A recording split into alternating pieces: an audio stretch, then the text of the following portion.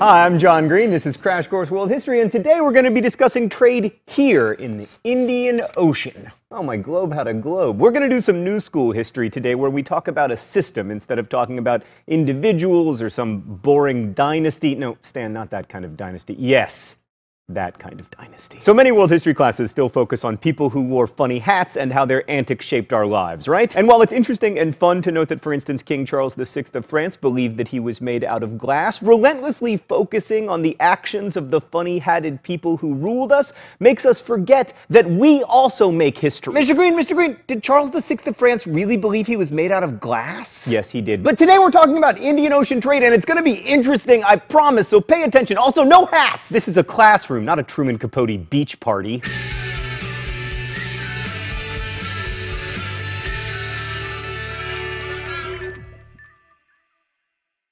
So Indian Ocean trade was like the Silk Road in that it was a network of trade routes that connected people who had stuff to people who wanted it and were willing to pay for it. And just as the Silk Road was not a single road, there were lots of Indian Ocean trade routes connecting various port cities around the Indian Ocean basin, including Zanzibar and Mogadishu and Hormuz and Canton. By the way, before you criticize my pronunciation, please remember that mispronunciation is my thing, and I've been doing it since episode 1 and nobody ever notices it's a thing! Sorry, I lost it there. But Indian Ocean trade was bigger, richer, and featured more diverse players than the Silk Road, but it is much less famous, probably because it does not have a snazzy name. What do you think, Stan? Like the Neptunian Network? No? The Wet Web? No, that's definitely not it. The Sexy Sea Lanes of South Asia? No, that's too hard for me to say with my lisp. The Monsoon Marketplace! Thanks, Danica. And now the tyranny of dates. By about 700 CE, there was a recognizable monsoon marketplace, but it really blew up between 1000 CE and 1200. It then declined a bit during the Pax Mongolica when overland trade became cheap and safe, thanks to, wait for it,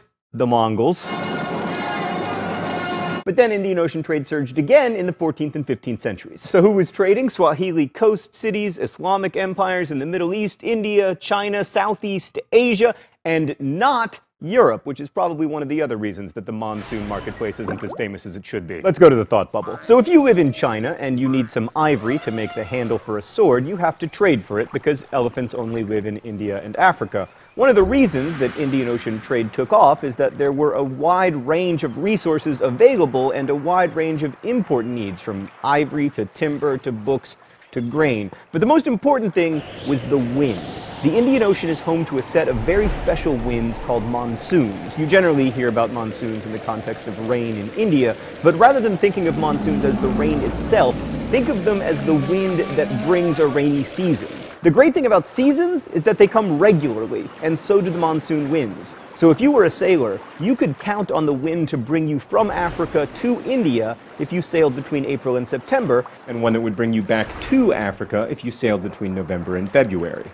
In fact, these winds were so predictable that early maritime travel guides often listed ideal times of departure down to the week and sometimes even the day. Predictable winds made trade a lot less risky. Like back in the day when the only power for ships were sails and oarsmen, your cargo might not arrive on time, or it might spoil, or you might die, all of which are bad for the health of global economic trade. But predictable winds meant lower risk, which meant cheaper trade, which meant more trade, which meant more people could have awesome sword handles. Thanks, Thought Bubble. Okay, there are a few more facets of Indian Ocean trade worth mentioning. First, Indian Ocean trade incorporated many more people than participated in Silk Road trade. There were Jewish people and people from Africa and Malaysia and India and China all sailing around and setting up trading communities where they would act as middlemen, trying to sell stuff for more than they'd bought it for and trying to find new stuff to buy that they could sell later. But despite this diversity, for the most part, especially on the western half of the Indian Ocean basin, the trade was dominated by Muslim merchants. Why? Largely because they had the money to build ships, although as we will see, in the 15th century, the Chinese state could have changed that balance completely. By the way, I need to point out that when I say the trade was dominated by Muslim merchants, the emphasis should be on the merchants, not the Muslim or the dominated. As previously noted, we tend to think that states and governments and the funny-hatted people who rule them are the real movers and shakers in history, but that's really not the case. In the Indian Ocean, the terms of trade were set by the merchants and by the demands of the market, not by the whims of political rulers. And the self-regulating nature of that trade was remarkable and pretty much unprecedented. I mean, the most amazing thing is that, except for a few pirates, all of this trade was peaceful. For the better part of 700 years, these merchant ships were free to sail without the the protection from any state's navy. This despite the fact that some pretty valuable crap was being traded. No, Thought Bubble, I meant that colloquially. All right, we need to do the open letter before Thought Bubble tries any more puns.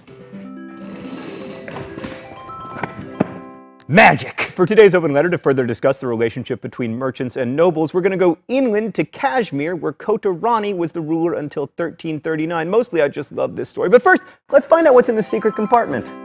Oh, it's blowouts. Stan, are you asking me to make a diarrhea joke? Because I'm above that. I will, however, give you a party blower solo.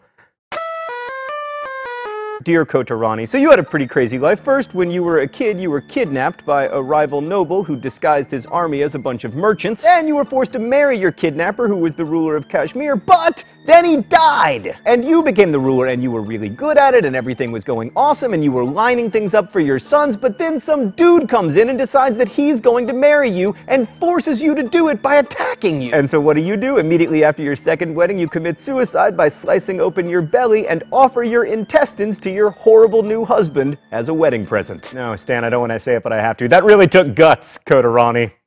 Sorry. And all this because your father welcomed an army into his house thinking they were merchants. Best wishes, John Green. So right, you wouldn't let an army or a rival noble into your house, but everyone welcomes a merchant, and not just royalty. The great thing about seaborne trade is that you can trade bulk goods like cotton cloth, foodstuffs, and timber that's all too heavy to strap onto a camel or mule. So for the first time, we see goods being traded for a mass market instead of just luxury goods like silk for elites. Wood, for instance, can be used to build houses, but it's not all that plentiful on the Arabian Peninsula. However, when it becomes cheaper thanks to trade, suddenly more people can have better houses. Much of the timber that was shipped in the monsoon marketplace came from Africa, which was kind of emblematic. Africa produced a lot of the raw materials like animal hides and skin and ivory and gold. The Swahili city-states imported finished goods such as silk and porcelain from China and cotton cloth from India. Spices and foodstuffs like rice were shipped from Southeast Asia, and especially Sri Lanka, where black pepper was a primary export. And the Islamic world provided everything from coffee to books to weapons. But it wasn't just products that made their way around the Eastern Hemisphere thanks to the Indian Ocean. Technology spread too. Like the magnetic compass, which is kind of crucial if you like to know where you're going, came from China. Muslim sailors popularized the astrolabe, which made it easier to navigate by the stars. And boats using stern-post rudders were easier to steer, so that technology quickly spread throughout the monsoon marketplace. The Islamic world also produced the triangular lateen sail, which became super important because it allowed ships to tack against the wind. This meant that a skilled crew could make their way through the ocean even if they didn't have a strong tailwind. And just as with the Silk Road, ideas also traveled in the monsoon marketplace. For instance, today, more Muslims live in Indonesia than in any other country. And yes, I know Indonesia has more than 2 islands. It's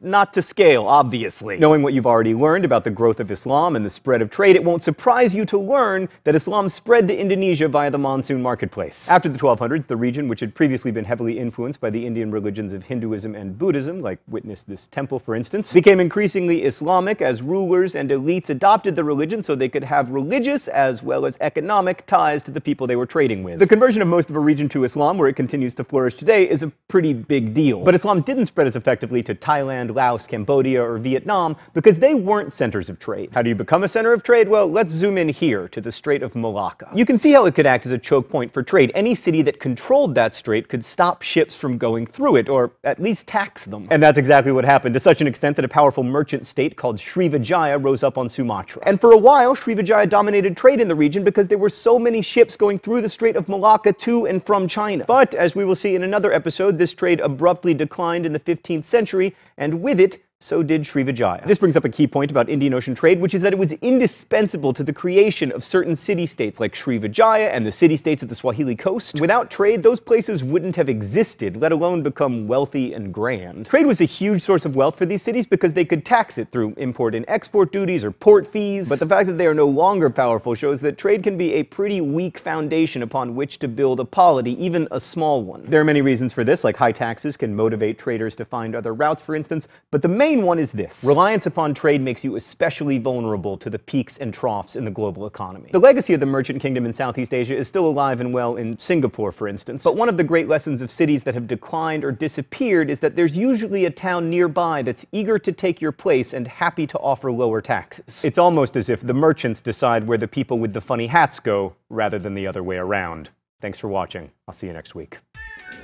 Crash Course is produced and directed by Stan Muller. Our script supervisor is Danica Johnson. The show is written by my high school history teacher, Raoul Meyer, and myself, and our graphics team is Thought Bubble. Last week's phrase of the week was, "Unless you are the Mongols." If you want to suggest future phrases of the week or guess at this week's, you can do so in comments, where you can also ask questions about today's video that will be answered by our team of historians. Thanks for watching Crash Course, and as we say in my hometown, don't forget to be awesome. Oh, it's going to be a crash! Everything's fine.